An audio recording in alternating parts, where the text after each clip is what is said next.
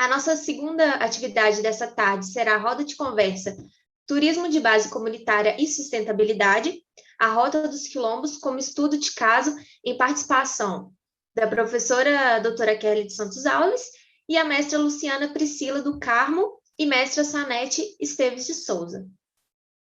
Por favor, eu peço que todos mantenham a câmera e o microfone desligados para o bom andamento da conversa. Para dar início à programação, eu gostaria primeiramente de apresentar os nossos convidados. Mestra Luciana Priscila do Carmo, turismóloga, mestre em Geografia e diretora da Nazinga Tour BR. Presta consultorias e assessora comunidades que desejam se organizar para que a atividade de turismo seja uma das estratégias locais do empreendedorismo, desenvolvimento humano, trabalho e geração de renda, valorizando o patrimônio natural e cultural. Pesquisa alimentos tradicionais e manifestações culturais, atua há 10 anos com formação de redes de turismo de base comunitária e assessora a Rede Tour da Rota dos Quilombos. Sanete Esteves de Souza é representante do Quilombo Mocó dos Pretos, membro diretor na Associação Comunitária, na Federação das Comunidades Quilombolas de Minas Gerais, no Conselho da Mulher Artesã, congadeira, presidente dos Conselhos de Turismo e do Patrimônio Cultural e pela segunda vez coordenadora da Cultura, Turismo e Patrimônio de Berilo, em Minas Gerais. E a professora doutora Kelly de Santos Alves, que é coordenadora do Programa de Mestrado em Sustentabilidade Socioeconômica Ambiental e professora da Escola de Direito, Turismo e Museologia. Bom, eu passo oficialmente a palavra à professora doutora Kelly de Santos Alves, que irá conduzir a roda de conversa. Luciana e Helena, sejam muito bem-vindas, Luciana, não é? E as comunidades também, não é? Que as comunidades que hoje aceitaram o nosso convite, é uma honra tê-los conosco, e de um trabalho, Luciana, que, primeiro que eu admiro, e você sabe bem disso, e falo bem a público dizer, não é? A sua inserção, e, sobretudo, o trabalho que vem sendo realizado na Rota dos Quilombos. Eu tive a oportunidade de participar mais timidamente, um projeto interdisciplinar da UFOP, coordenado na época pelo Flávio de Andrade, com várias frentes da UFOP, à época quem estava, e mais especificamente em Berilo, você veja que são outras comunidades, então há um congregado aí muito maior, mas, né, o saudoso Alessandro, mas, de qualquer modo, assim, é uma temática que, na minha concepção, ela é urgente. A gente falar assim como a gente dizia, né, de sair dessa lógica hegemônica do discurso oficial do turismo como gerador de emprego e renda, nós passamos a pensar nos discursos alternativos e nas possibilidades reais para as comunidades.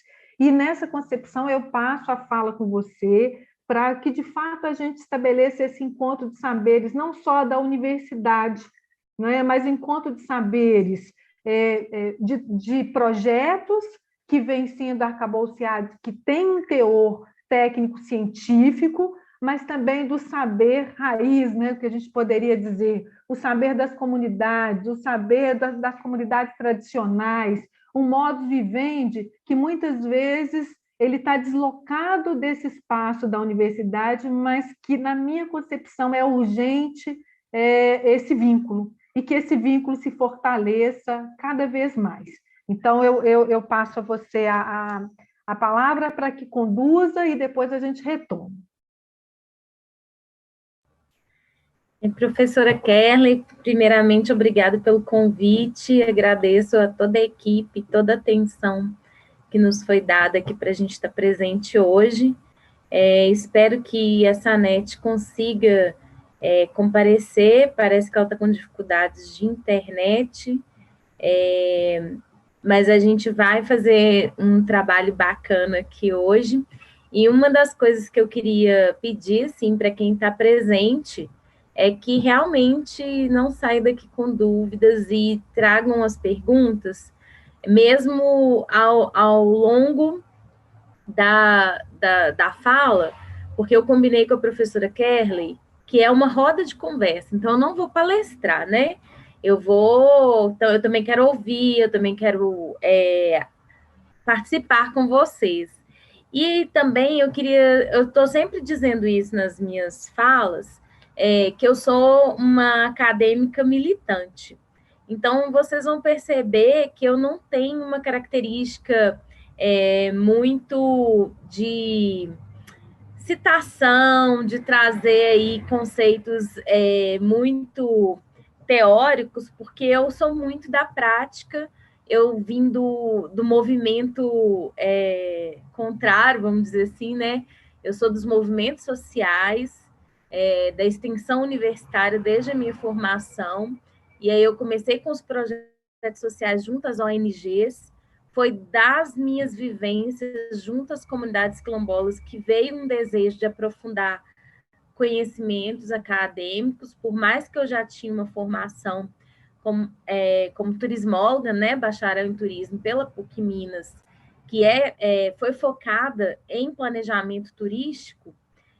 Foi a vivência com esses conhecimentos tradicionais, a forma de diálogo existente nas rodas de conversa dessas comunidades, que me formaram como a profissional e pesquisadora que eu sou hoje.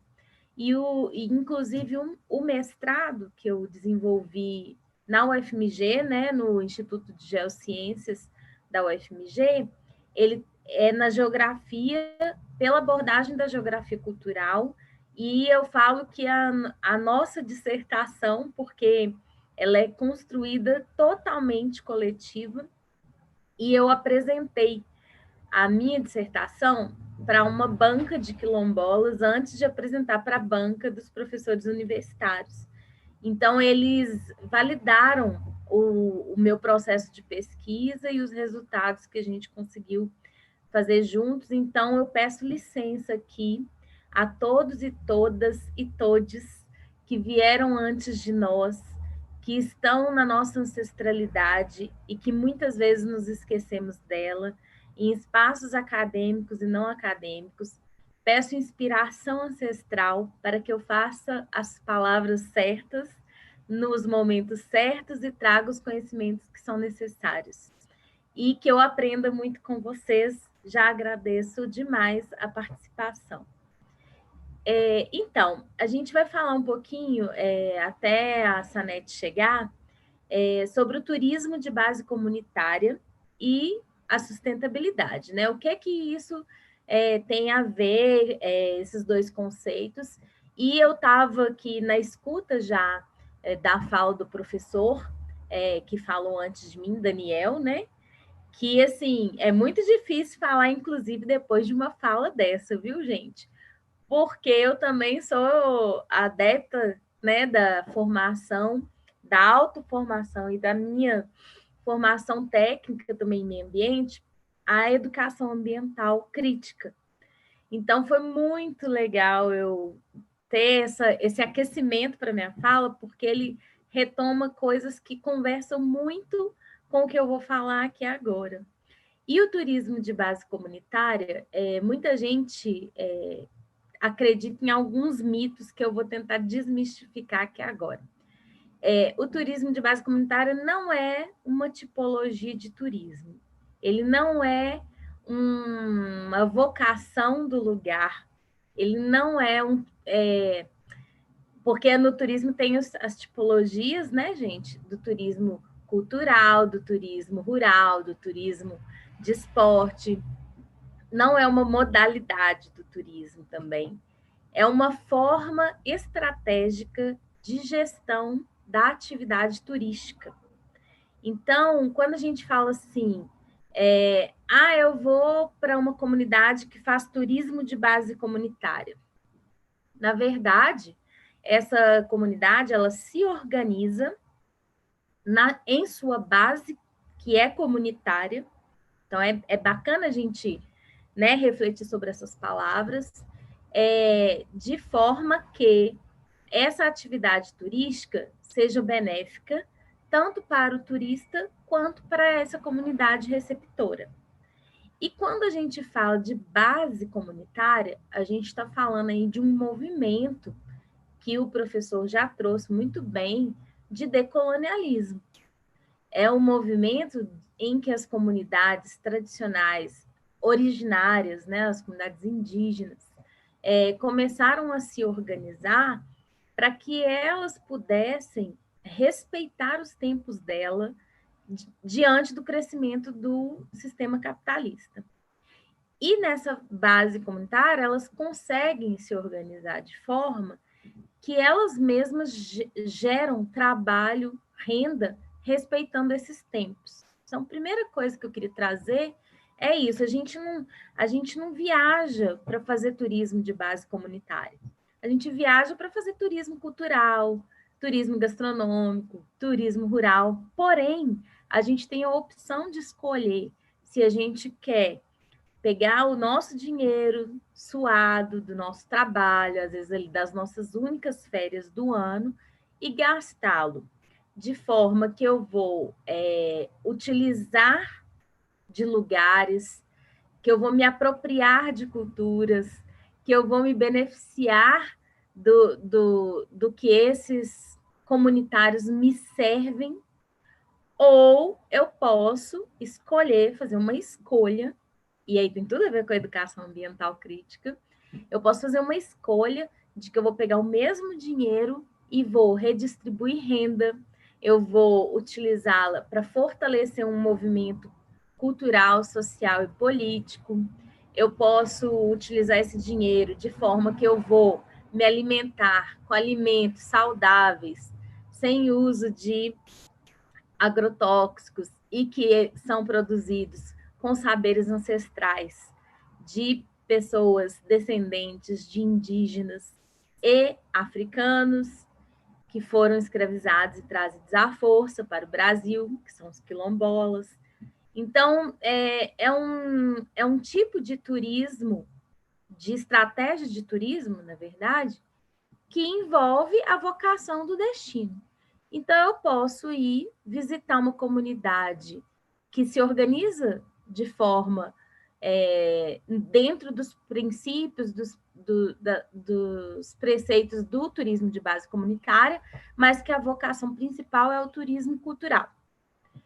E posso ir, por exemplo, fazer um ecoturismo em uma comunidade também quilombola, que tem ali suas manifestações culturais dentro dos passeios, mas elas valorizam mais o atrativo ambiental, natural, a mata, a cachoeira que tem dentro do território.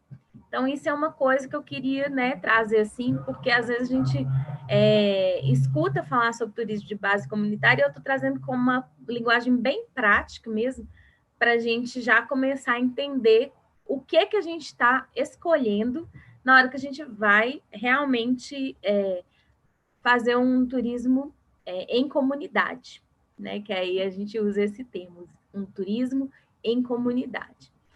A segunda questão que eu acho que é importante é que muitas vezes nós utilizamos o termo turismo de base comunitária para fugir do turismo convencional e de massa. E coloca que eles são contrários, né? Que são definições contrárias, que um serve para anular o outro. E, na verdade, existe turismo para todos os tipos de pessoas, porque se nós formos lembrar, nós, turistas, somos pessoas, né? E somos pessoas com vontades, desejos, interesses na escolha das nossas viagens. Então, quando a gente identifica que tipo de turismo, de turista que vai para comunidades que se organizam por meio do turismo de base comunitária, é o que a gente chama hoje de turismo sensível, turista sensível, turista responsável, que tem maior sensibilidade sobre as questões sociais, socioambientais e do valor que tem esse trabalho que está sendo desenvolvido para receber essas pessoas. Então, a ideia é a gente desmistificar que o turismo de base comunitária vai estar totalmente isolado das iniciativas de turismo convencional. Porque o que a gente percebe é que o turismo é organizado para valorização da cultura dessas comunidades, para manutenção da vida em equilíbrio com aquela natureza, com aquele bioma, com aquele ecossistema que está ali inserido essa comunidade. Porém, essa comunidade não é que ela está se centrando na prestação de serviço, mas ela precisa do recurso financeiro que essa atividade turística gera para a sustentabilidade das atividades ali realizadas e da própria permanência no território. Então, quando a gente vai perceber por que as comunidades elas resolvem se organizar para o turismo de base comunitária, é porque existem várias questões que são semelhantes às comunidades no Brasil como um todo. E aí a gente está falando de falta de iniciativa dos setores públicos para que realmente chegue até essas comunidades as políticas públicas. Quando existe uma política pública voltada, ela não chega até este território.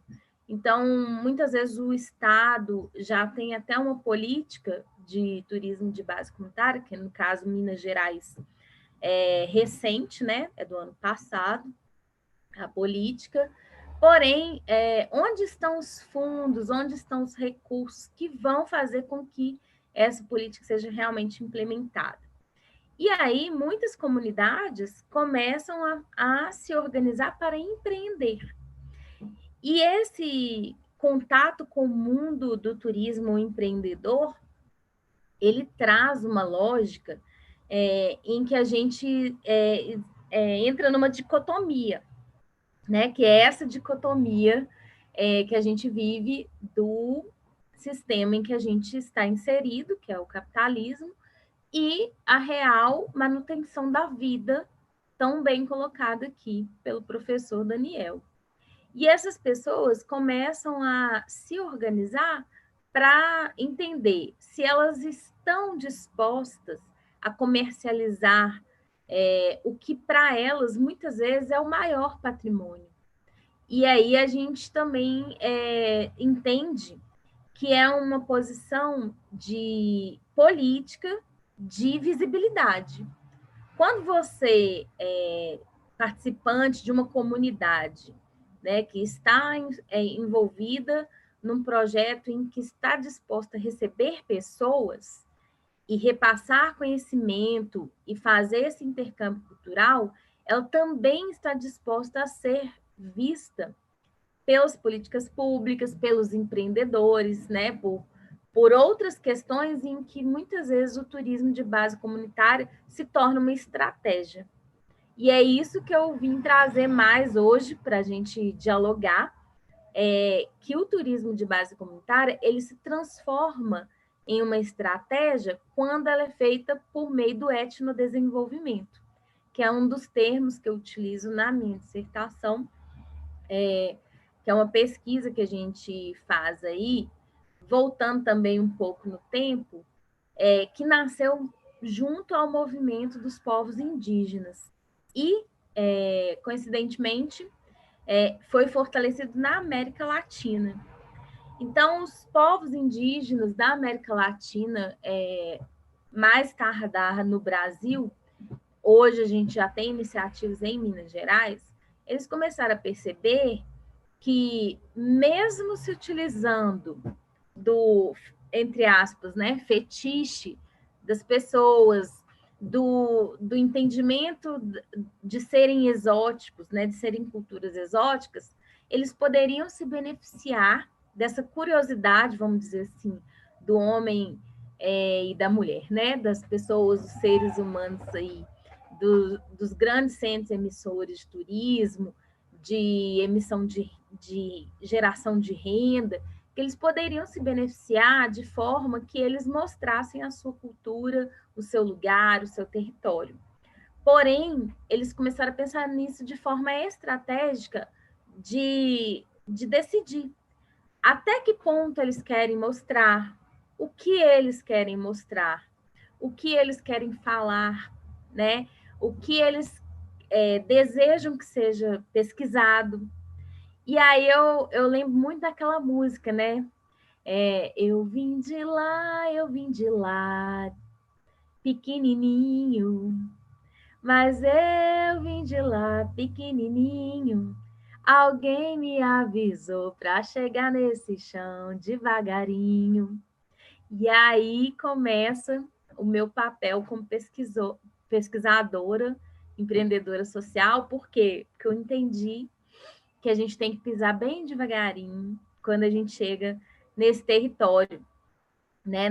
Nesses territórios em que as pessoas já estão pensando de forma estratégica em como atividade turística, e aí quando eu falo atividade turística, na academia a gente ainda não chega a consensos de conceitos e definições, porém uma definição que a gente entende é que se a gente está trabalhando com atividade turística, essencialmente ela vai fazer uma movimentação econômica. Então, ela tem as dimensões sociais, políticas, culturais, ecológicas e tecnológicas, né? Que a gente está aí no mundo da pandemia precisando dessas tecnologias aí cada vez mais. Porém, a dimensão econômica no turismo, ela precisa ser entendida. E quando a gente fala de geração de trabalho e renda para permanência em território, ela é a estratégia, muitas vezes, principal de comunidades que se abrem para receber pessoas como se fosse da própria casa. Então, não adianta a gente romantizar o turismo de base comunitária como se fosse uma forma de simplesmente ganhar visibilidade. Não, os movimentos querem ganhar visibilidade, mas eles teriam outras formas de fazer isso, a não ser abrir suas casas. Então, assim, se a gente for pensar com um olhar de empatia e se colocar no lugar dessas pessoas, será que nós estaríamos dispostos a abrir nossas casas, nossas vidas, nossas histórias, nossas memórias? Porque a gente acaba romantizando muita coisa, né? Por exemplo, na Rota dos Quilombos, olha só, a gente trabalha lá com 19 comunidades quilombolas. A gente vai falar mais disso depois que a gente abre para as primeiras perguntas e com a fala da Sanete, que é muito importante. Mas a Rota dos Quilombos, ela envolve ali 19 comunidades do Vale do Jequitinhonha, numa região que a gente precisa dizer que está na divisa entre o Alto e Médio Jequitinhonha, porque são realidades diversas. Quando a gente fala o Vale do Jequitinhonha, a gente está falando de 53 municípios, né, de uma bacia inteira, e que ainda existe o Baixo Jequitinhonha, que já está chegando lá na Bahia.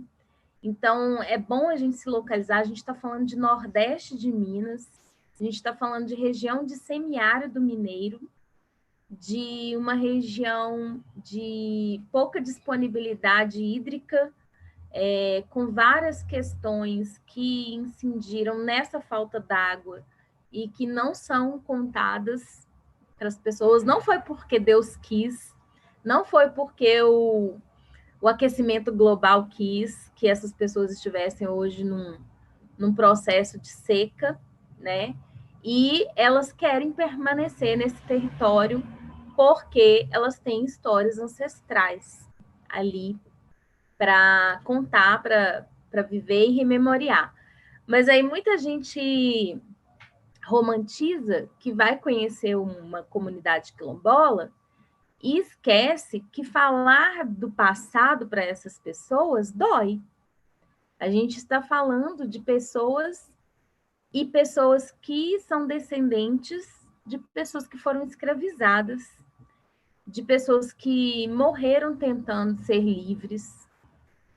Os quilombos não são lugares de pessoas que fugiram né, de negro fugido, né, que tem até dicionário com essa descrição.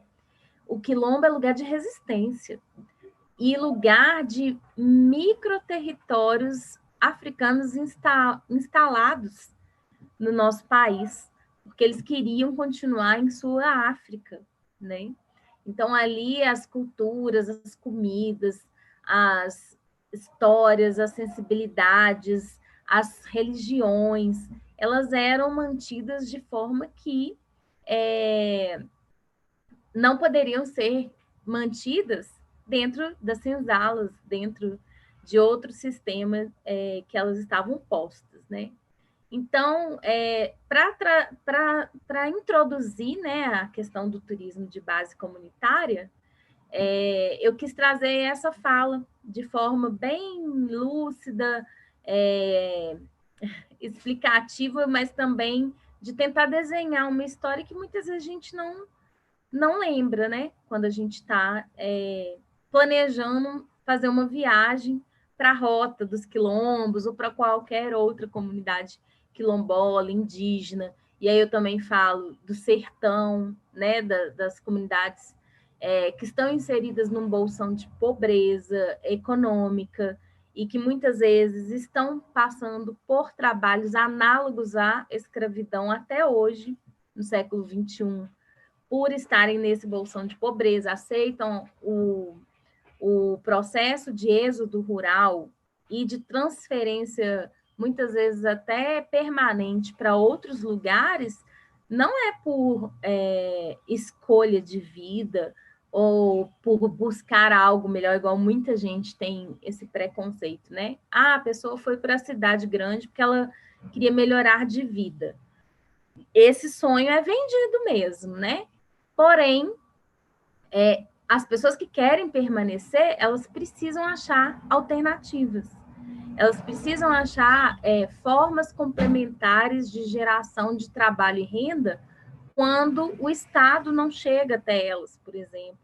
Quando as empresas não querem empreender na região que elas estão, porque é uma região de maior dificuldade de acesso, vai gerar uma logística mais trabalhosa para escoamento dessa produção. Agora, quando é algo que é muito de interesse econômico, por exemplo, o lítio no Vale do Jequitinhonha, é uma coisa que é pensada com maior carinho. Então, assim, trazendo essas falas, eu queria abrir, né, nossa roda de conversa. Se a professora Kerley já quiser pontuar para a gente continuar o diálogo, já tiver pergunta, estou aqui.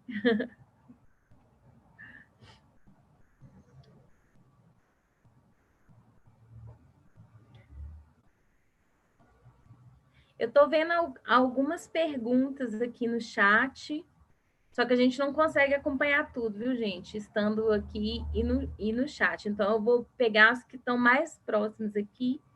Eu estou lendo aqui. Por isso, acredito que tem muito a contribuir com seu conhecimento e vivência quanto à questão que fiz a respeito da revogação da IN pela Fundação. Ah, você fez uma pergunta anterior. Foi a Cláudia Barbosa, que está aqui falando comigo. Vou ler mais uma aqui. Oi, Luciana, perdão, Oi. Eu fui lá buscar o nosso livro. Eu estava falando e eu esqueci. Deixa eu retomar aqui, gente. Então, estou aqui na condição da gente pensar essa roda de conversa. A Sanete fez, que era o que a gente já imaginava mesmo. A fala do Luciana, ela vem no sentido da gente não romantizar a ideia quando a gente fala em modelos alternativos, discursos alternativos, muitas vezes a gente entende que aquilo ali é de uma facilidade, né? E que os movimentos sociais, quando a gente fala de resistência, a gente também fala de existência. E a existência passa pelo mais nobre, que é o que a gente falava na palestra anterior, de lidar com a vida. Lidar com a vida é também as condições básicas. Então, às vezes que a gente vai lidar, por exemplo, no caso agora da Sanete, uma das questões mesmo das comunidades quilombolas é justamente o acesso às tecnologias, porque é um lugar diferenciado, e aí, né, e talvez nem no âmbito de não ter o acesso à internet, mas a própria localidade. Então, você tem aí as duas condições, a condição do não ter e a condição também de estar num lugar diferente, que isso não quer dizer nem melhor nem pior, quer dizer um outro contexto de vida. Porque se a gente também começa a partir desse pressuposto, a gente começa nessa lógica do ter e do não ter. E para alguns grupos isso nem vem ao caso. Não é? E posso dar exemplos já na nossa roda de conversa de uma atividade que... E aí uma outra coisa que... Então, a fala da Luciana, ela nos possibilita fazer reflexões, e a ideia é essa mesmo. Então, nós vamos ficar num bate-bola que eu, você e as perguntas, e se a Sanete conseguir entrar vai ser ótimo, mas se não a gente vai avançando, e à medida que, se ela não conseguir, a gente deixa esse espaço aberto também para, ao longo do semestre, a gente conseguir um momento com ela. Né? Que era o que no evento a gente tinha também, já justificando, com os vários grupos e movimentos sociais. Quem acompanha a minha história sabe que eu me ocupo disso por uma coisa que eu acredito, porque eu acredito que é possível o encontro de saberes. E aí, na hora que eu dei uma fugida aqui, primeiro foi para retomar um pouco, que a gente não pode fugir, porque é na hora que você sai que a pessoa te chama, né, Luciana? Mas era para poder ressaltar que eu tive a honra, em 2018, de fazer um trabalho dentro dessa linha da gestão social do turismo, junto com o professor Boaventura de Souza Santos, que está na minha trajetória, que foi mencionado na palestra anterior, falando bem desses estudos decoloniais, da possibilidade de novas formas de pensar turismo, nas novas economias do turismo, inclusive as economias colaborativas. E dessa feita, nós montamos um livro, eu falo nós, porque foi colaborativamente, deu trabalho, porque fazer junto dá trabalho. Não é? Fazer junto é diferente. E aí saiu essa produção, que é o Diálogos Sociais em Turismo, Elementos Hegemônicos e Contra-Hegemônicos, que eu tive a honra da Luciana, e depois a Luciana também pode falar desse capítulo, compor conosco. Aqui a gente tem vários autores, comunidades tradicionais, você pegou também, comunidades tradicionais, então depois a gente vai comentar disso. Então, dentro da fala da Luciana, eu já vou buscar as perguntas para a gente conversar. Acho que uma primeira coisa que aparece é o conceito de etnodesenvolvimento. Eu vou fazer uma marcação, Luciana, para a coisa ficar aí, para a gente já abrir para as perguntas também. Um pouco diferente das outras mediações. Quero parabenizar pela abertura da gente lembrar, né, dos nossos antepassados. Então, se eu existo é porque tem um antes, e esse antes ele convive de modo sinergético com tudo que eu faço.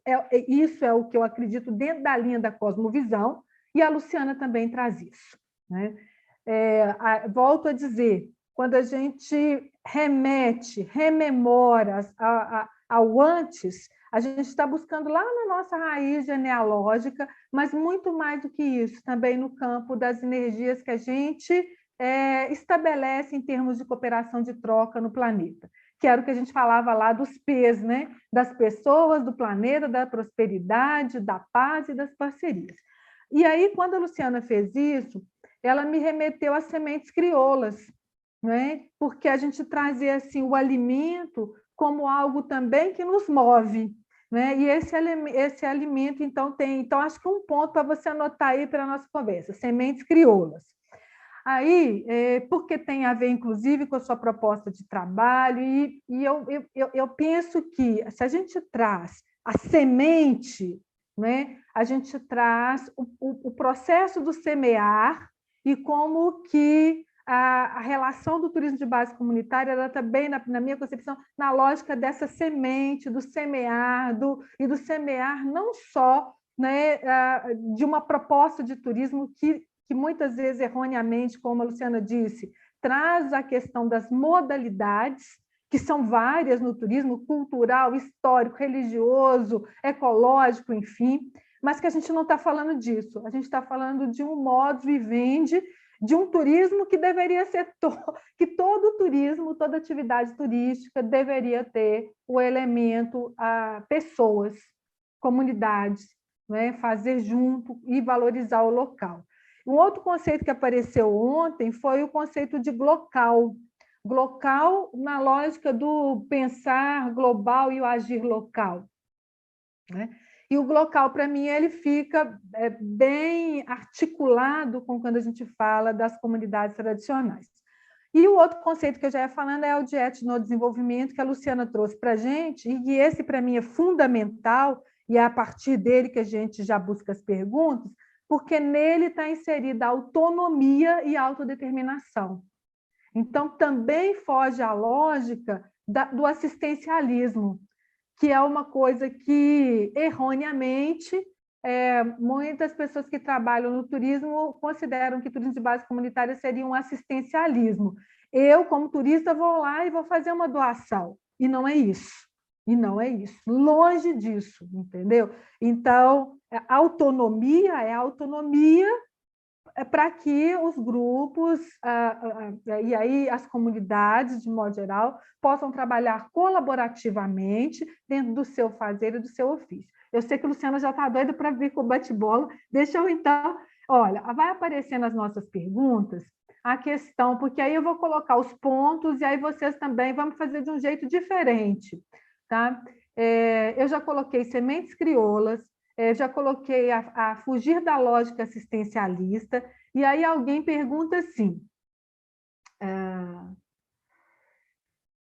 moro em Lagoa Santa e sou doutoranda, é a Cláudia Barbosa. E essa pergunta talvez a gente responda ao final, tá, Cláudia? Mas eu vou colocar como é a primeira aqui, só para organizar, porque aí a Luciana vai anotando e eu também. Pensando na palestra anterior, porque ela faz um alinhavo com a educação ambiental, do pensamento decolonial e dialógico, gostaria de saber a opinião de você sobre o fato do presidente da Fundação Cultural Palmares revogar a instrução normativa de 31 de outubro de 2018, que definia a proteção ambiental em torno dos territórios quilombolas brasileiros. Então, a gente pode trazer aí um pouco dessa questão do território. Podemos sim, eu acho que é válido, né? É válido, e para a gente pensar o contexto, quando a Cláudia faz isso, ela faz o recorte do que a gente está vivenciando, né? Que está, de certo modo, contrário à nossa proposta de diálogo, porque diálogo é uma via de mão dupla. Eu consigo escutar o outro, eu abro, então não quer dizer que eu tenha que pensar igual, não. Né? Mas eu também não posso ir contra a vida e contra a permanência das pessoas. Então, é bacana a colocação. A outra pergunta é... Boa tarde, Luciana, tudo bem? Gostaria... O Placiano está conosco aí, acompanhando, agradeço, Placiano, a você e a tantos outros que vêm desde segunda-feira conosco. Gostaria de saber como tem se dado o turismo de base comunitária em tempos de pandemia. Era uma coisa que eu também já queria falar, então ótimo, ótimo, com muito esforço, gente. A gente sabe que algumas localidades, inclusive, fecharam, nós vamos falar disso. Turismo, em termos de economia, 90%. Né? E aí eu estou falando de modo geral. Agora, você imagina as localidades, né, as comunidades que trabalham com essa, né, na via do turismo de base comunitária. Então, e que a gente tem nessas comunidades anciãos, nessa comunidade crianças, é uma outra lógica, outras economias, outras lógicas. Então, eu estou abrindo a minha casa. Então, veja que os protocolos de biossegurança, eles também, talvez, em determinada medida, não vão atender, não é, a especificidade da forma que eles vêm, não é, bastante na lógica do procedimento operacional padrão, vamos dizer assim, né?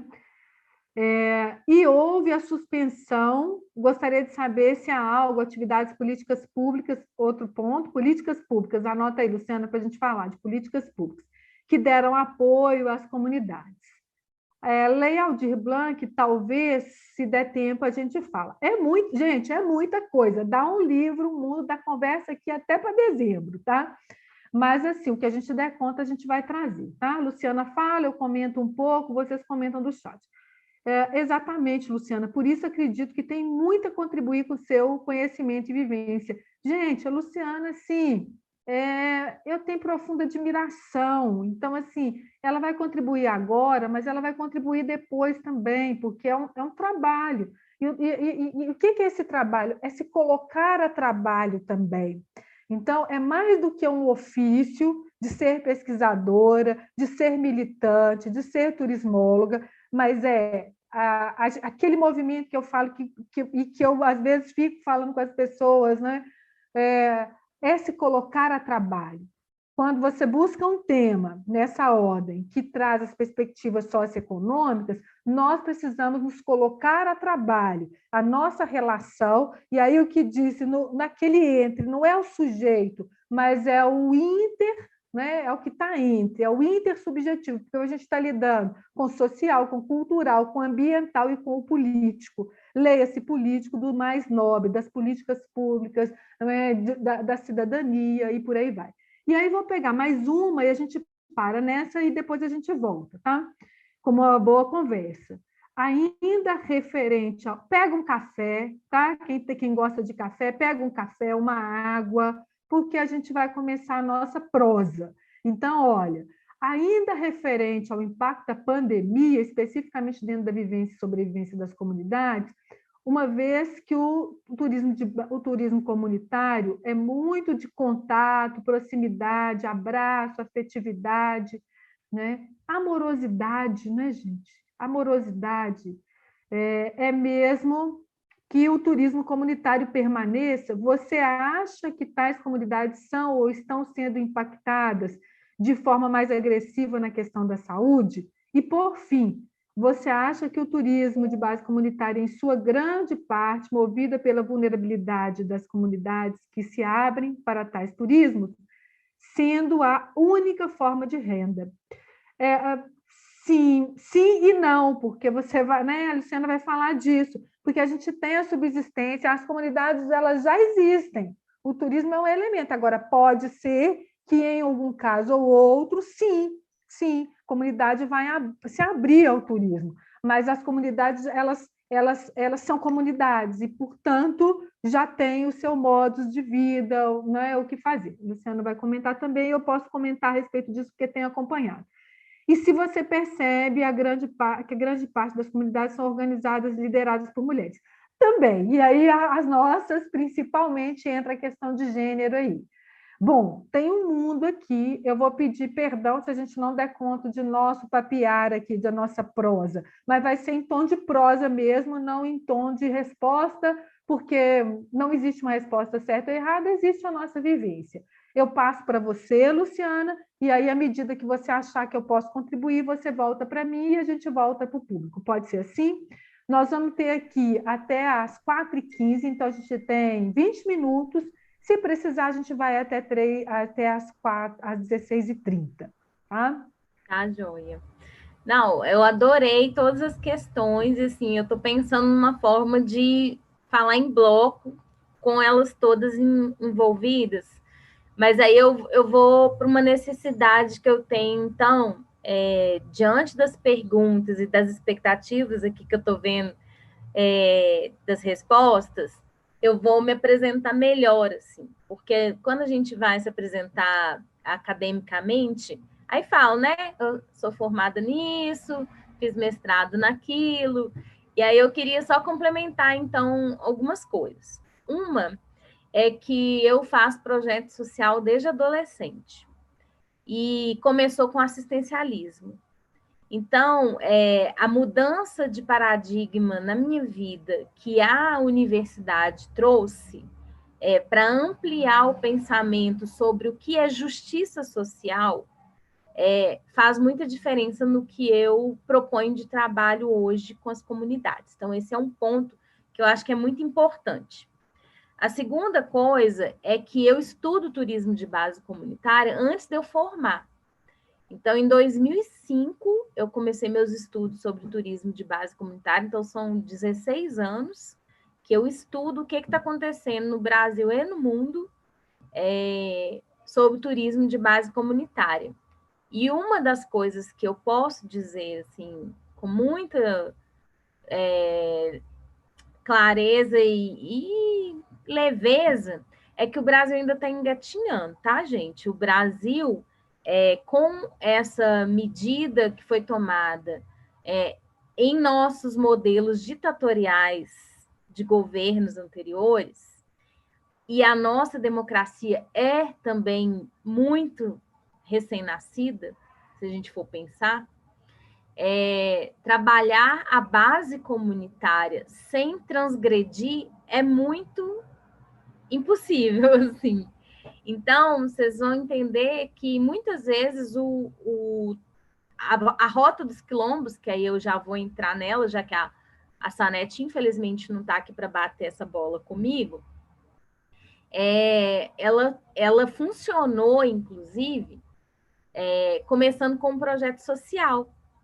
Então, ela nasceu na ONG CEDEFES, que é o Centro de Documentação Eloy Ferreira da Silva, que atua com comunidades tradicionais indígenas e quilombolas desde a década de 80, mesmo antes do movimento aí da legislação, do decreto, que é de 2003, do reconhecimento dos quilombolas no Brasil.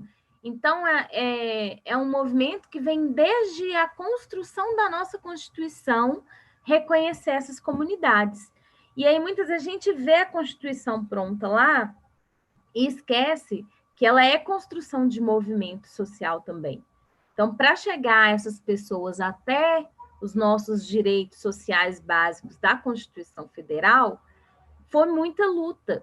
E aí a gente tem que lembrar de outra coisa. Eu estou falando de um lugar, de uma pessoa que, apesar de eu ter vindo de uma família mais pobre, de periferia, do meu pai ter sido metalúrgico, que teve que sair da sua cidade lá para o ABC Paulista, da minha mãe também ser de zona rural, daqui da região metropolitana de Belo Horizonte, e tentar a vida na cidade grande e tudo, eu ainda tenho privilégios. Eu tenho privilégio de estar tendo internet e a Sanete não.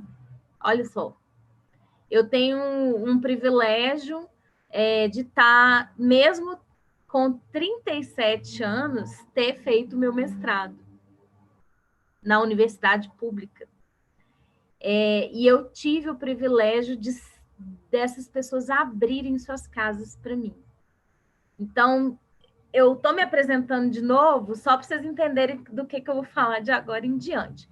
A minha atividade com a Rota dos Quilombos, ela é um projeto de vida.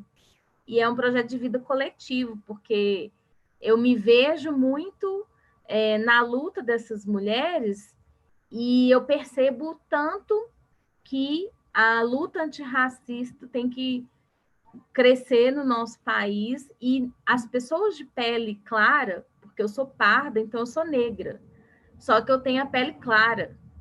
A gente tem uma obrigação de utilizar desses nossos privilégios para estar aqui falando disso, né? E quando a gente se organiza para que esse trabalho seja realizado, aí já trazendo uma questão aí fundamental, fugir do assistencialismo. Entender e começar a ir para o trabalho, tanto de pesquisadora como articuladora social, não com o olhar de quem vai implementar um projeto, mas que eu vou primeiramente escutar demandas. Então, quando uma comunidade, seguindo essa lógica de pensamento, aí eu até abri um PowerPoint meu aqui, só para eu citar todos os princípios que estão ligados ao tipo de projeto e atuação que eu faço com turismo de base comunitária.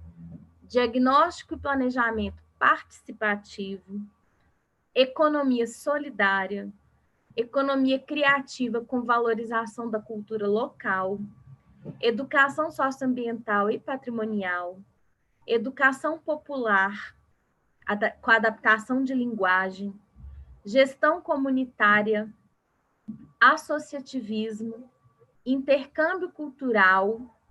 O turismo não é produto, nesse caso, ele é uma experiência, uma vivência humana, e eu também trabalho na linha do empreendedorismo, dos negócios sociais e coletivos e da autogestão.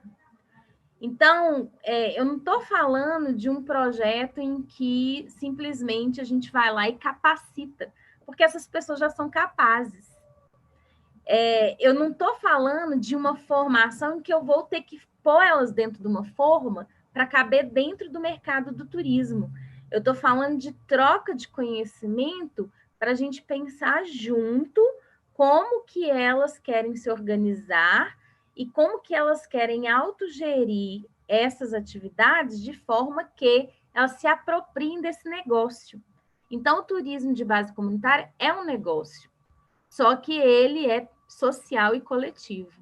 E aí são termos que vocês podem também buscar, né? São conceitos que estão aí muito recentes. Eu não pensei em montar uma apresentação teórica com essas citações, mas à medida que a gente for conversando aqui, na hora que a Kerly pegar a fala, eu vou buscar dois conceitos que eu utilizo muito para ilustrar melhor, tá?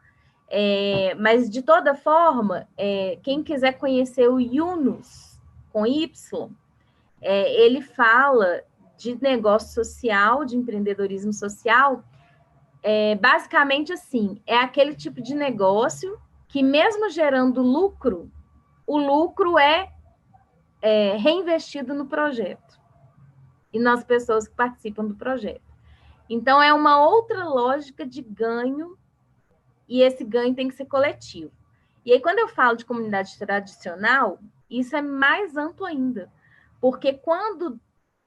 não adianta também outro romantismo, tá, gente? As pessoas acharem assim: tem turismo de base comunitária na comunidade do Mocó dos Pretos, que é a comunidade da Sanete. Vou citar essa comunidade. Não adianta a gente achar que 100% das pessoas que compõem essa comunidade vão estar interessadas, em primeiro lugar, necessitadas, em segundo lugar. Tem muita gente aposentada que já está com a sua renda lá mensal, senhoras que não têm intenção nenhuma de receber pessoas dentro da casa delas.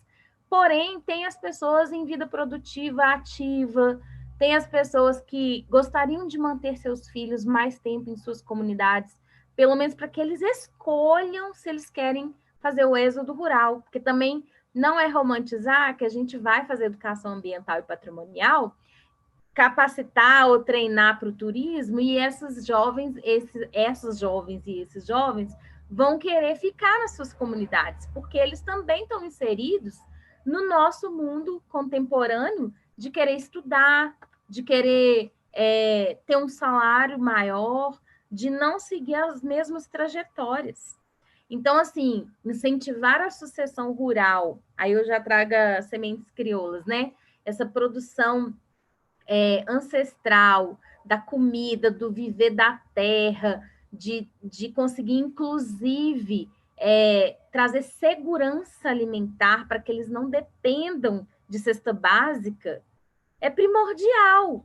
Porém, nem todo jovem e adolescente quer isso para a vida deles. E quem somos nós da cidade, pesquisadores e agentes sociais, para ficar inventando que isso seria a solução? E aí, quando vocês me perguntam do turismo, aí eu falo de etnodesenvolvimento,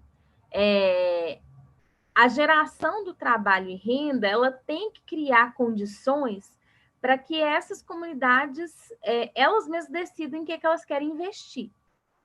Então, o recurso que vem de uma atividade turística, mesmo não sendo 100% das pessoas que estão participando do projeto de turismo, vamos supor que numa comunidade de 50 famílias, 10 recebam pessoas em casa, e receber em casa não quer dizer que tem que pôr para dentro de casa e alugar o quarto com a cama para dormir. A pessoa pode fazer o que a gente chama no turismo convencional de day use, né? Olha só, uso do dia, assim. Ela pode conviver com essas pessoas durante o dia e dormir na pousada lá na sede urbana, para ela ter o conforto que um turista também precisa, muitas vezes não está acostumado com o calor do semiárido, não está acostumado com as caminhadas, com aquele relevo. Chega no final do dia, não é que porque uma pessoa tem uma consciência e uma sensibilidade de conhecer uma comunidade rural, negra, quilombola ou indígena, que ela não vai querer um ar-condicionado à noite. E aí também não é recriminar essas pessoas, não, porque ela está gerando renda de toda forma naquele município. O turismo de base comunitária está se inserindo numa rede que a gente fala rede integrada de apoio, né? A rede Tour, que a gente criou na Rota dos Quilombos, para que o comércio seja beneficiado e aí isso chegue até o interesse das pessoas quererem apoiar as comunidades para que elas permaneçam. Então, assim, quando a gente fala também da questão das políticas públicas, muitas vezes, gente, Minas Gerais tem 853 municípios. Atualmente, existem bastante turismólogos, pessoas com formação em curso superior, em administração, em política pública, que está lá nos cargos, né, de prefeitura. Mas, se você for olhar, uma grande maioria, e inclusive por não ter regulamentação na área do turismo no Brasil, com relação a isso, né, não necessariamente é um profissional formado em turismo que vai exercer o cargo de secretário municipal de turismo, por exemplo. E às vezes nem tem secretaria, o turismo é uma pasta dentro da Secretaria de Educação ou de Assistência Social, que são as duas que têm recurso garantido. E aí o esporte, o lazer, o turismo, a cultura, fica tudo surfando nos restos, né? Se sobrar recurso, a gente investe nisso ou naquilo. E o turismo muitas vezes é encarado pelo setor público como gasto e não como investimento. Fazer um projeto, por exemplo, vou dar uma coisa bem simples, sinalização. Sinalizar os atrativos, sinalizar onde ficam as comunidades. Isso traria tanto acesso, né, às pessoas, maior disponibilidade de entregadores, de pessoas que fazem o transporte de alimentos, reconhecer o território e gerar futuras receitas, mas não. Infelizmente, no Brasil, o turismo muitas vezes é considerado um gasto para o município. Então, eu estou falando que a política pública do turismo também é recente. Ela nasceu em 2003, foi a primeira vez que a gente teve Ministério do Turismo, que até então a gente só promovia o Brasil para fora. E o que promovia? O turismo de massa. Praia, sol, futebol, samba, né, o carnaval. Então, quer dizer, venham, usufruam, deixem seu dinheiro, que o resto a gente se organiza.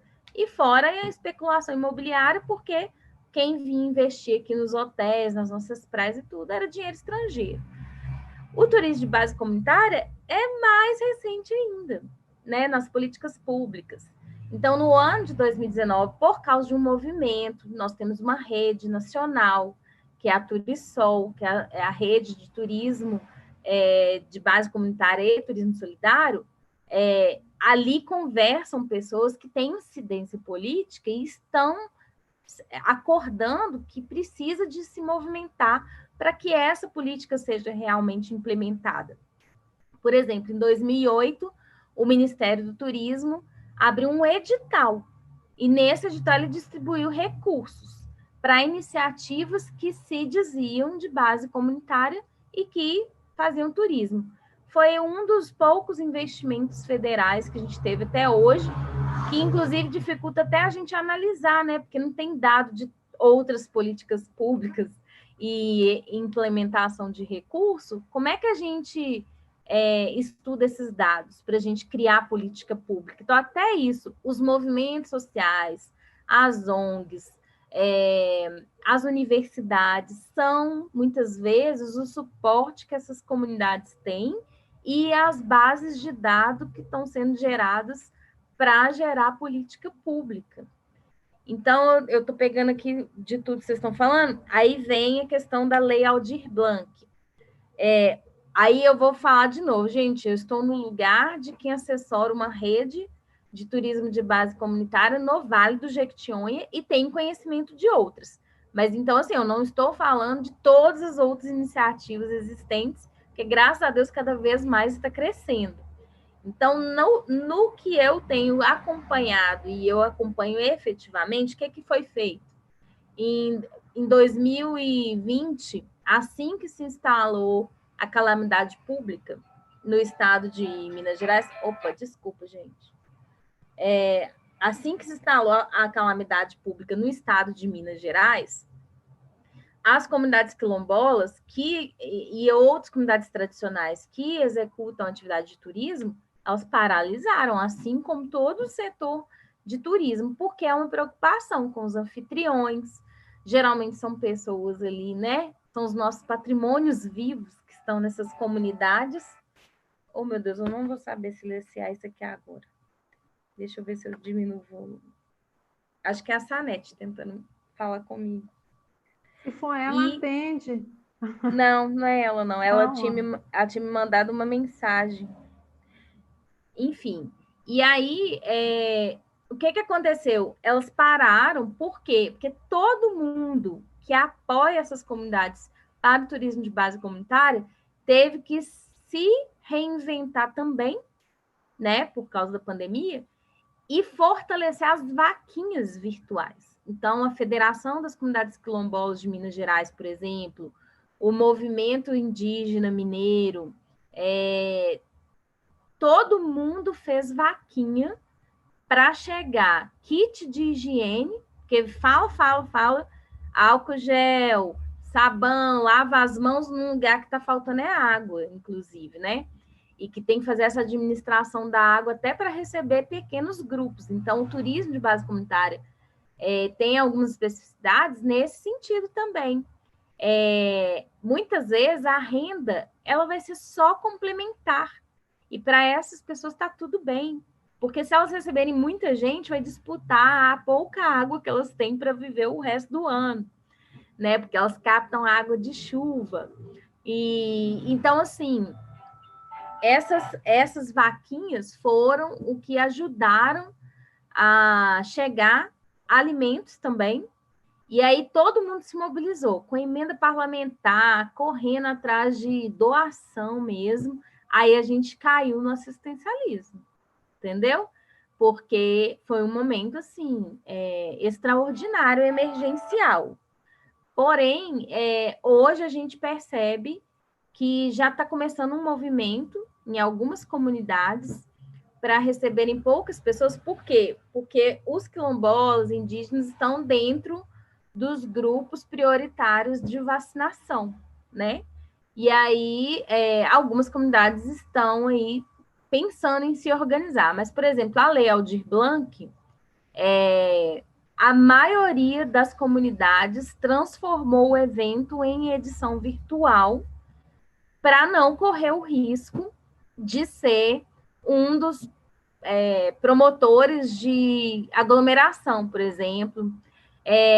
Outras, estrategicamente, estão utilizando da Lei Aldir Blanc o recurso para gerar portfólio, para que as festas, os congados, os movimentos sejam registrados. Então, em vez de gastar o dinheiro com a comunidade, muitas vezes estão tendo que contratar um cineasta, um fotógrafo com um equipamento que elas não vão ter, então elas contratam um fotógrafo que tem um equipamento bom para gerar registro de imagem, de som, de audiovisual, para que elas continuem tendo visibilidade na internet, dando um gostinho para as pessoas do que é e que essas pessoas tenham vontade de ir para as atividades de turismo presencial assim que possível. Na Rota dos Quilombos, por exemplo, a gente não comercializa. Desde março de 2020, a gente não comercializa. Eles receberam poucas pessoas de fora, no sentido de quem foi levar essas doações, quem foi assessor dos deputados que implementaram emendas parlamentares, aí eles recebem, porque tem que fazer registro também, que receberam aquele material, mas tudo muito organizado, com protocolo de segurança, e lembrando que, mesmo a base sendo comunitária, ela está inserida em municípios, e aí elas seguem os protocolos de segurança do município, que segue do Estado, que segue do Ministério da Saúde. Então, assim, acho que eu peguei um pacote aqui das coisas que foram faladas e tentei fazer um resumão. Foi ótimo. Entregar para você, Kelly. Foi ótimo. Eu vou avançar aqui um pouco, olha só, porque bate-papo, teve uma pessoa, inclusive, que colocou que já estava com o café pronto. Isso é uma merinda, e se a gente puder ter alguma coisa aí, né, uma broa de fubá, ou uma coisa, porque melhor ainda, me fez lembrar da sua defesa, Luciana. Mas, assim, do que você disse que me chamou a atenção, é mesmo o papel da universidade, porque, por vezes, as pessoas acham que a universidade tem que ir buscar os movimentos sociais. E eu sou um pouco contrária a isso. Não que eu não busque, mas eu estou muito na via de abrir caminhos e abrir o diálogo do que propriamente de ir lá convocá-los. E por que isso? Né? Eu tenho percebido que, às vezes, a gente tem uma pesquisa extrativista, e a gente faz um discurso e depois a gente acaba se enrolando com o próprio discurso. A pesquisa extrativista é a gente ir lá e querer cooptar as pessoas. E aí, quando você comentou, olha, gente, a minha trajetória, e faz essa marcação, é muito interessante, porque a gente tem clareza que, em alguma medida, a gente vai ser assistencialista, sim, até porque o próprio contexto vai pedir isso, mas que a gente, naquela perspectiva crítico-dialógica, que a gente não quer isso, e que as pessoas têm, sim, a possibilidade de querer ficar ou não, de querer trabalhar com turismo de base comunitária ou não, de receber em suas casas ou não, e não de impor uma coisa de cima para baixo, de que a comunidade, porque é uma comunidade tradicional, precisa gerar emprego e renda com a questão do turismo de base comunitária, que isso me incomoda bastante. E a questão das novas economias, que há algum tempo, inclusive numa banca, alguém falava assim, mas isso é impossível, professora, porque a gente vive num contexto capitalista. E aí eu particularmente, abro assim, no meu caderno não existe a palavra impossível. Existe esforço para que a gente consiga transformar em possibilidade. Se a gente pensar que o IDH dessas determinadas localidades, e como você bem disse, né, do Nordeste de Minas, o IDH é baixíssimo. Se a gente tivesse com essa lógica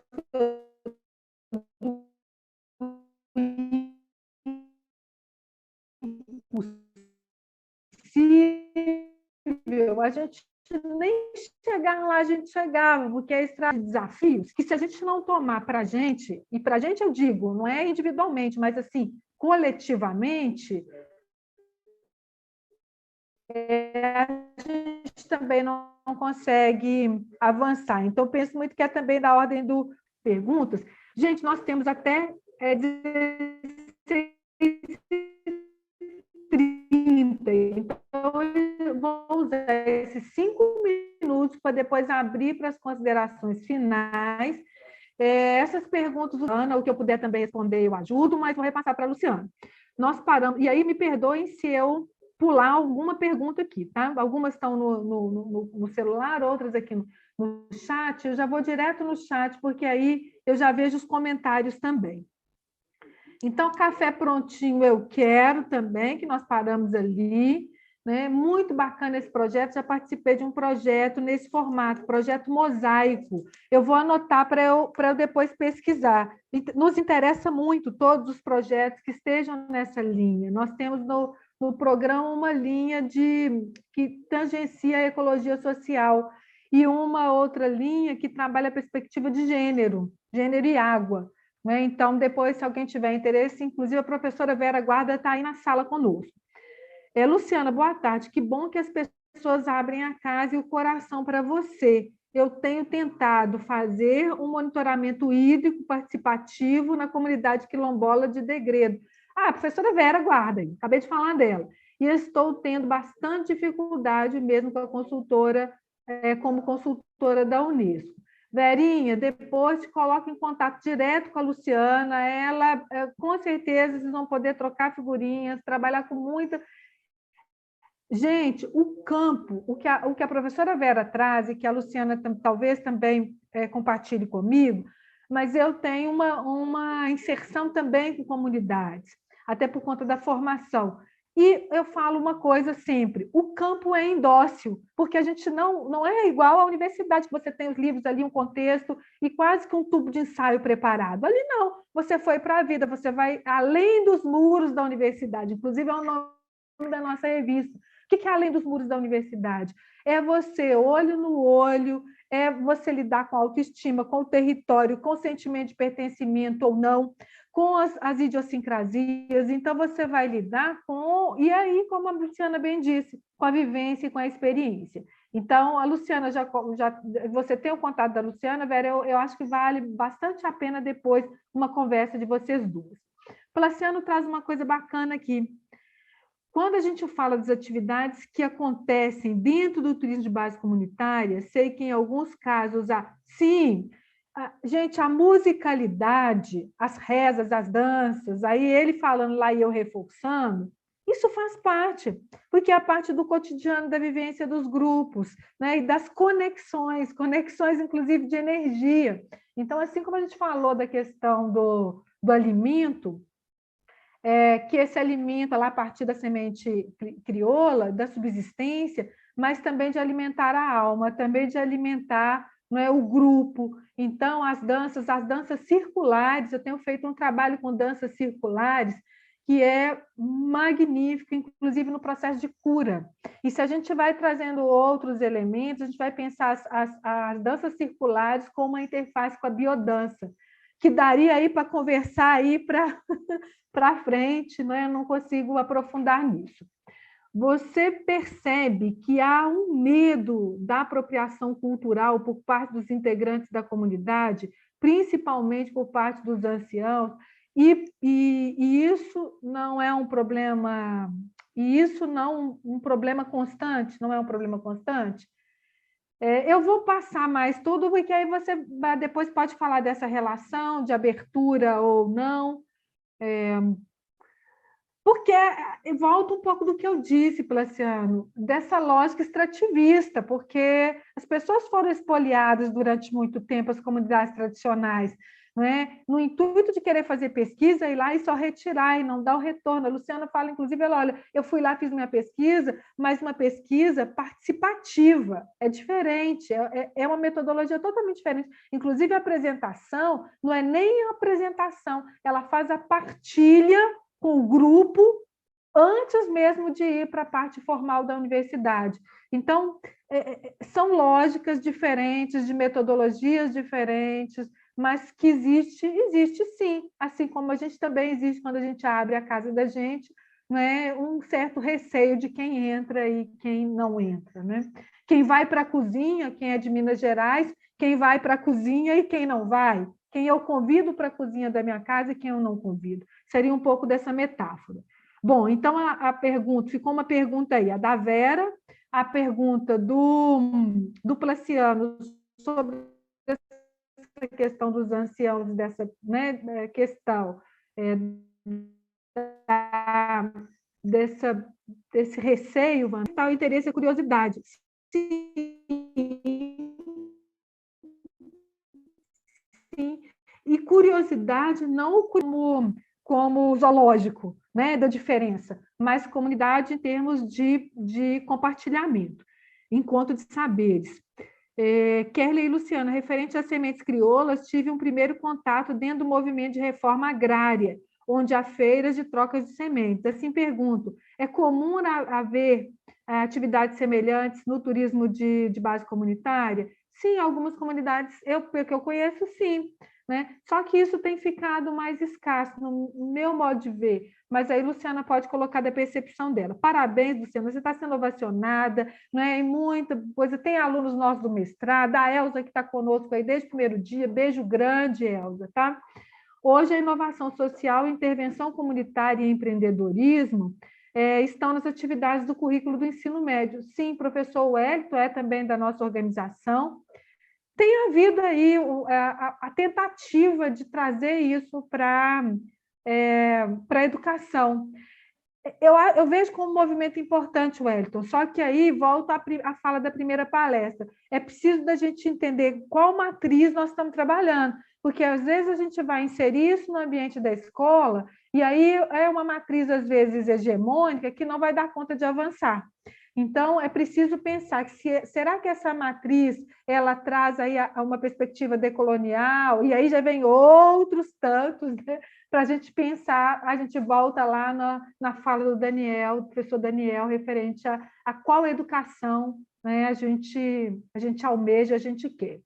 Café com pão de queijo, eu estou servida aqui, Rosinete, eu estou servida e muito. Seria bom se dos meios tecnológicos a gente conseguisse ver aqui o aparato do pão de queijo, do biscoito de milho, da broa de fubá, e de tanto que dá até água na boca, do café e do chá, né, e dos vários chás, porque às vezes a gente fala do café, mas assim, as comunidades tradicionais também usam vários chás. E aí daria aí para a gente conversar até dezembro e mais, né?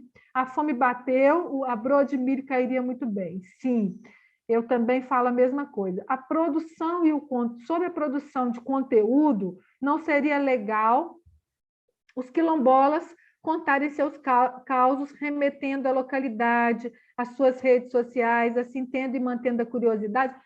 E tem um trabalho belíssimo que a Luciana faz de contação de história, que também cairia muito bem, mas que já são 4h28 e o povo já me chamou aqui. Vontade de ter a Luciana conosco. Luciana vai fazer um convite, porque dentro da Lei Aldir Blanc, a gente termina essa etapa aqui da primeira semana do meio ambiente, do PPG, sustentabilidade, mas a gente já faz o convite para vocês continuarem a partir do dia 8, se eu não me engano, 7, 8, com outras atividades lá das comunidades que também tiveram a Lei Aldir Blanc como um dos elementos, e também um trabalho que a Luciana faz de contação de história, que também é belíssimo, não é? Entendo que as comunidades perderam grande parte da autonomia em seus territórios. Aí entra especulação imobiliária, aí a gente já... Cláudia, aí é muita coisa mesmo. Parabéns, Luciana. Já está o Instagram aí da Rota dos Quilombos, né? Da Macucultura também. Sigam também, e aí já pedindo a vocês que sigam, né, nas redes sociais, porque é força para as comunidades, é força também para o nosso programa de mestrado. Então, se puderem seguir, é um agradecimento. Luciana já colocou ali alguns. Eu estou aprendendo, eu e Luciana estamos aprendendo demais com vocês. O Luiz Felipe, existe alguma parceria do Serviço Nacional de Aprendizagem do Senar com o turismo de base comunitária? Das coisas que eu acompanho, sim, do Senar e da Emater, tá? Em Diamantina, a gente tem lá a Cléia Venina, que faz um trabalho belíssimo em Diamantina com as comunidades, né? Sobretudo comunidades rurais. Gente, vocês estão vendo que nós mudamos o formato. Eu nunca leio tudo, mas como é um formato de roda de conversa, como é um formato de turismo de base comunitária, eu estou fazendo questão aqui. Eu já estou sendo chamada a atenção, mas eu vou ler mais um pouquinho, tentar contemplar todo mundo para entender isso como uma roda de conversa, porque se a gente estivesse presencialmente, eu estava ali olho no olho, é o que eu gosto de fazer, vendo cada um falando e colocando, e a gente já estaria ali com a mesa pronta. Mas eu sei que vocês estão com a mesa de vocês pronta aí também. Então, me deem só mais 5 minutinhos, a organização técnica, eu não vou bagunçar mais, volto para a Luciana para as considerações finais. Oi, Luiz, a Marcele falando. Oi, Luiz, aqui em Itabirito, a gente trabalha muito em parceria com o Senar, Aí, olha que bacana, a gente já começa, veja que é roda de conversa mesmo, porque a gente começa a falar, olha, aqui eu faço assim, e aí, como é que a gente faz? Beijo grande para Itabirito, viu, Marcele? Tenho bastante afinidade com Itabirito, depois eu conto para vocês. E, inclusive com o desenvolvimento do turismo rural aí em Itabirito, eu acompanhei bem. Recentemente fizemos cursos sobre artesanato, guiamento local. Aí a gente também não deu conta de falar do artesanato, a gente não deu, quer dizer, é um pedacinho, né? Eu estou falando muito da culinária, estou falando assim da semente crioula, mas a gente está falando das manifestações culturais, de modo geral, mas a gente sabe que o artesanato, sobretudo a presença feminina nesse artesanato, que alguém comentou anteriormente. Já responderam lá para a Marcele, parabéns, Luciana, parabéns para a roda de conversa, muito bacana, agradeço a vocês que permaneceram até agora, foi ótimo, Luciana. Conheço a Caroline, conheço a experiência da Rota dos Quilombos este ano, pesquisando possibilidades de desenvolvimento do turismo de comunidades quilombolas, muito inspirador. As trocas de ideias que a gente faz no Conselho Municipal de Turismo, a Marcele falando da importância dos conselhos. Isso também é uma outra coisa, né? A questão compartilhada. Né? A Marcele que eu tive na banca, né, gente? Aí, olha só, que bacana. Marcele de Itabirito. Eu ia comentar mesmo, Marcele, que eu falei, olha, eu tenho uma afinidade aí, né? Com a banca lá, com a Maria Cristina, falando do carnaval. E aí você, que é fabulosa, fez um trabalho brilhante, tem feito um trabalho brilhante, o turismo de Itabirito, brilhante, sobretudo nesse trabalho do Conselho Municipal de Turismo, do Turismo Rural. Parabéns para toda a equipe aí de Itabirito, viu? E que bom ter vocês conosco. A Caroline falando do trabalho da Emater do Rio Grande do Sul. No município temos comunidades quilombolas. Observo que eles têm o costume de receber pessoas curiosas, estudantes, pesquisadores. Sim, porque depois a coisa se abre. Mas percebo que eles não veem essas ações como algo que podem vender e cobrar. É outro ponto, porque existe uma demonização da questão econômica. Né, por parte do turismo. E aí eu volto a dizer para vocês, existem outras economias e é importante que tenha o elemento econômico, sim. Ele só não deve ser esse modelo hegemônico, porque existem outras formas e elas têm sido eficazes em muitos lugares do mundo.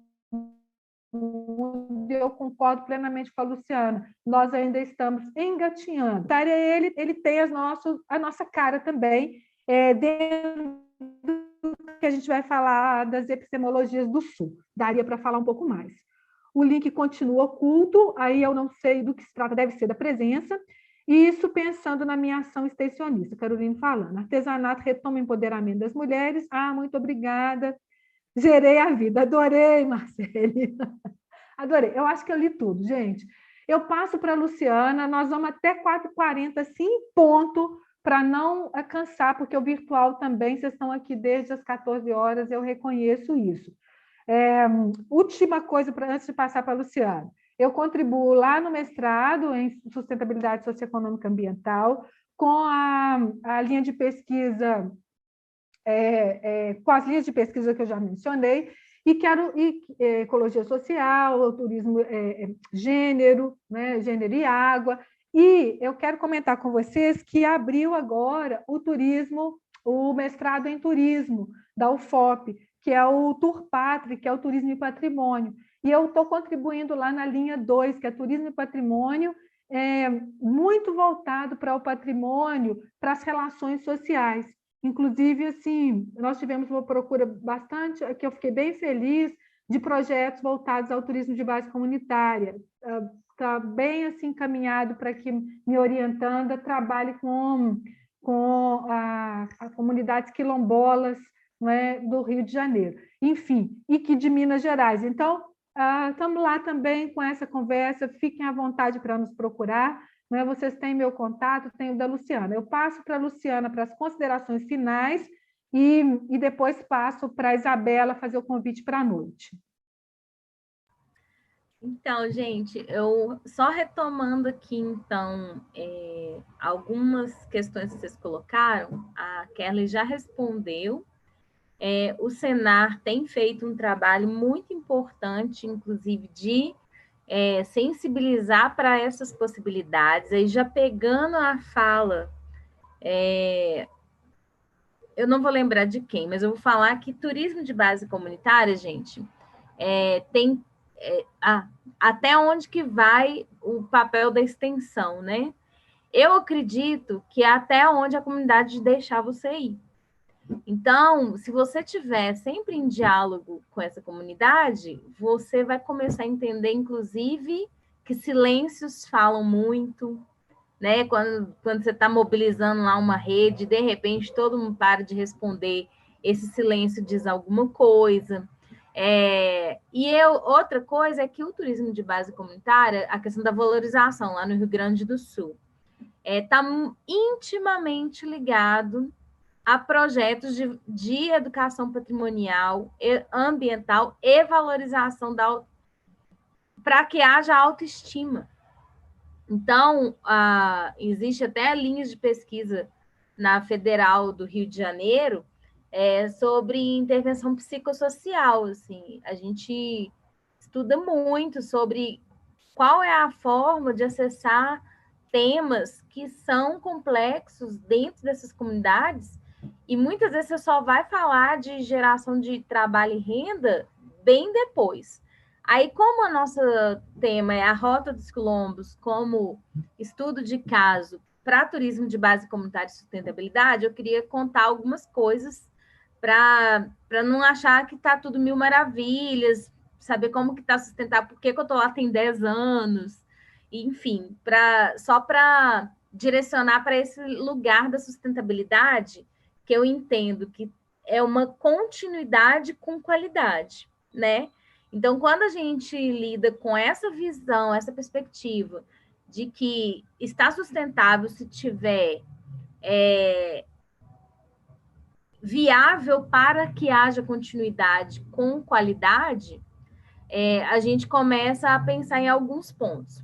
Um dos pontos, que é o que a Kerly falou desse livro aqui, Diálogos Sociais, que eu trato no texto que eu falo sobre redes de apoio integrado ao turismo, é que o fortalecimento dos elos de uma rede, né, do vínculo entre as pessoas e de que haja distribuição dessa comunicação é muito importante para a continuidade de um movimento, de uma rede. E você tem que ter a sensibilidade de abraçar questões que estão intimamente ligadas com a autoestima, a valorização do patrimônio e por que essas pessoas desejam ou não gerar essa renda. Então, isso é uma dica, assim, para todo mundo que for trabalhar com turismo de base comunitária, escuta e pisa devagarinho, que eu cantei até a música, né?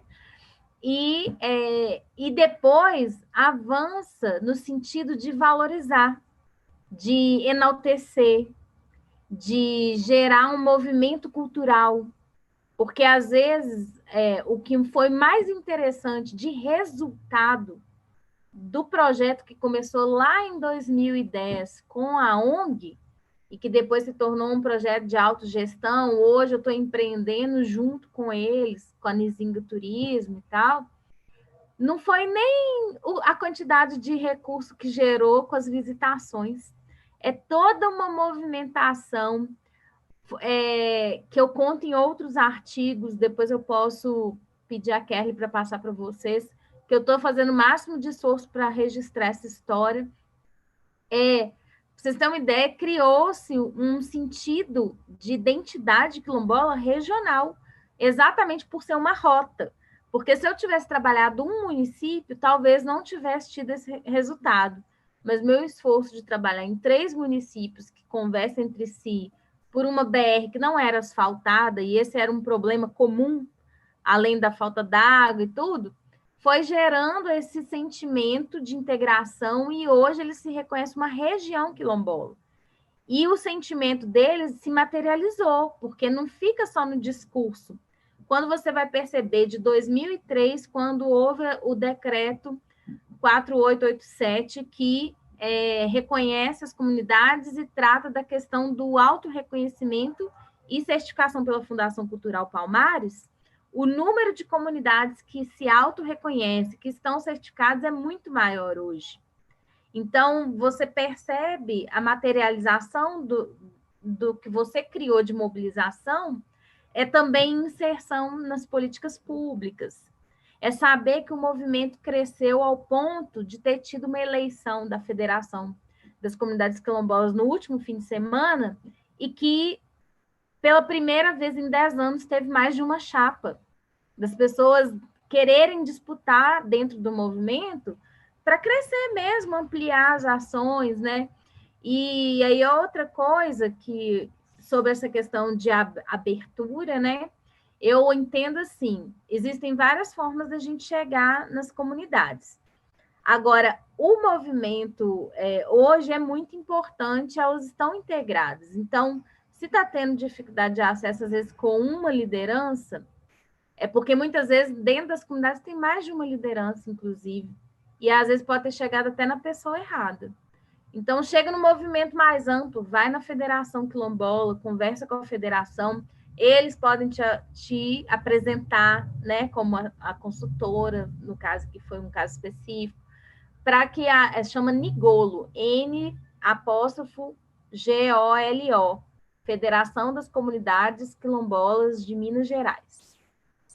Eles estão com um trabalho bem interessante aí de inserção no território com as vaquinhas, com os projetos aí de assistência, mas também de diálogos mesmo. E outra coisa que eu queria contar para vocês... Oi. Ô, Luciana, antes da história, que eu lembrei aqui, a metodologia de escuta ativa também pode ajudar, porque a metodologia de escuta ativa você vai escutar, inclusive, o silêncio. Então, tem isso já na literatura, e eu trabalho bastante com isso, depois, se precisar, posso passar também, que eu lembrei que a Luciana comentou, e é fundamental, é escutar e saber onde pisa. Eu gostei da música, já vou usar já vou usar em outros momentos, viu, Luciana? Adorei. Eu estou finalizando, tá, Kerly? E aí, a última coisa que eu queria trazer é que, para que haja sustentabilidade de agregar essas pessoas e que elas permaneçam no projeto e se interessem pelo ganho das outras, né? Foi muito importante a gente criar uma matriz de revezamento. Então, toda vez que chega turista interessado, elas procuram a nossa central de reserva, que é um e-mail que é coletivo, mais de uma pessoa tem acesso à senha. Essa pessoa faz lá o questionamento sobre o passeio e tal, a gente se comunica pelo WhatsApp para saber qual comunidade tem disponibilidade de receber pessoas naquele momento, e dentro da comunidade que tem disponibilidade, a gente vai lá na nossa matriz de revezamento e vê, olha, da última vez que recebeu turista, as famílias beneficiadas foram A, B e C. Então, dessa vez, vamos beneficiar D, E, F. E aí gera um acordo coletivo pelo WhatsApp mesmo, viu, gente? E aí fecha-se com os turistas não só o que eles querem ver, mas o que a comunidade tem de disponibilidade com essas famílias que estão no momento aptas a receber dentro da matriz de revezamento. Foi a metodologia que a gente usou de autogestão, tem usado, né?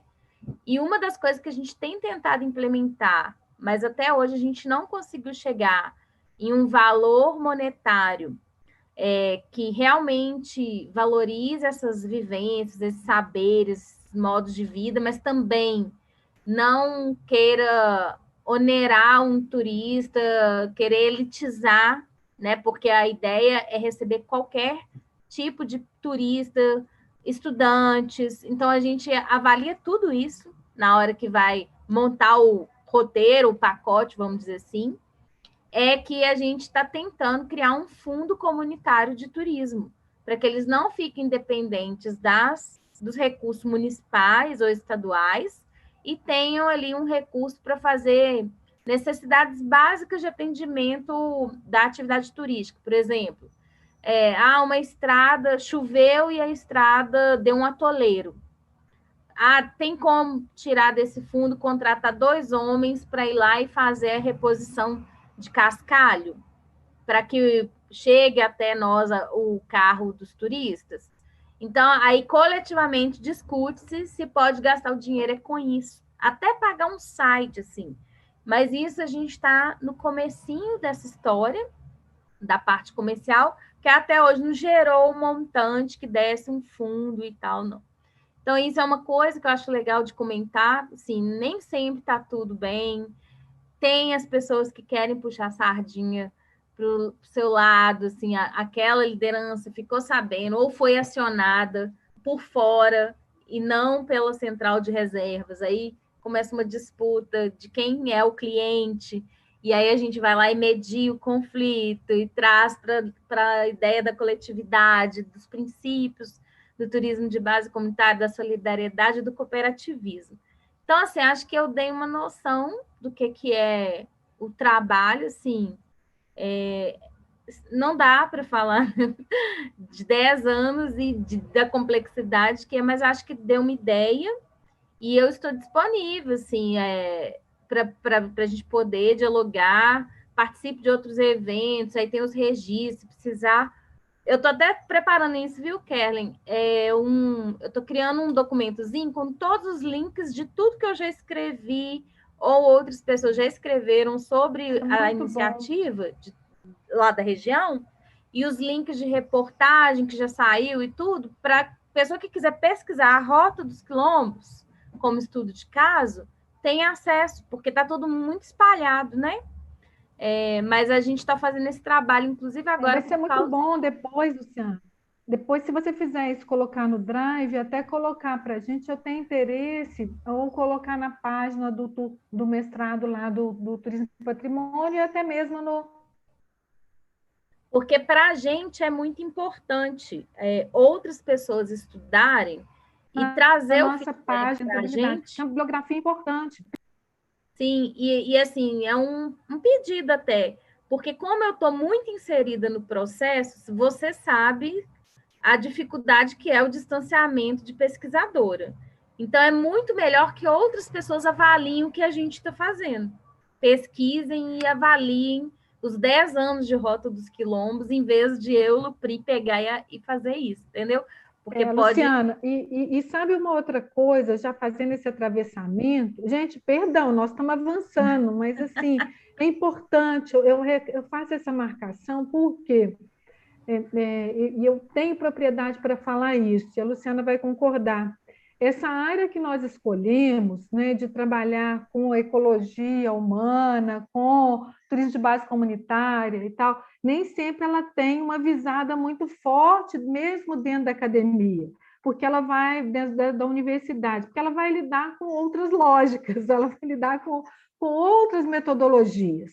E mesmo dentro do curso de turismo, não tem tantas disciplinas que se voltem a isso. Por isso que tudo que... Posso dizer para vocês, o que eu aprendi foi de ordem prática, trazendo a teoria para conversar, mas saindo da universidade para tentar enxergar para além, né, usando todo o instrumento possível, mas avançando para além da universidade, para além das disciplinas. Posso dizer que a nossa matriz curricular é muito rica na UFOP, do curso de turismo, é bastante rica se comparada com outras, sim, mas que não é um tema que a gente trabalhe tanto, muito mais da ordem de um pesquisador, de alguém que goste. Então, todos esses momentos, eu sempre falo assim, vamos aproveitar bem, porque é um momento que é único, para nós também, para mim, inclusive, de aprendizado, eu sempre aprendo. Todas as vezes que eu vou às comunidades, eu saio de lá com muito mais coisas que eu aprendi do que propriamente eu pude contribuir. E eu tenho clareza disso. Então, uma conversa dessas, né, e que se estenda isso, e que quando a gente puder, a gente faça, inclusive, essa roda de conversa presencialmente, com abraço, com comida, com canto, com reza, a gente abre, inclusive, com quilombola. Com quilombola, a gente abre com reza e fecha com reza. Então, assim, é belíssimo, belíssimo, porque a gente começa a trazer elementos da vida, né? No virtual, a gente tentou fazer da melhor maneira possível, foi muito bacana tê-los conosco, já sabemos adiantar na hora. A Luciana, à noite a gente vai falar de política extensionista, da extensão, a importância da extensão na universidade. Trouxemos um grupo, a professora com os alunos na Universidade do Paraná.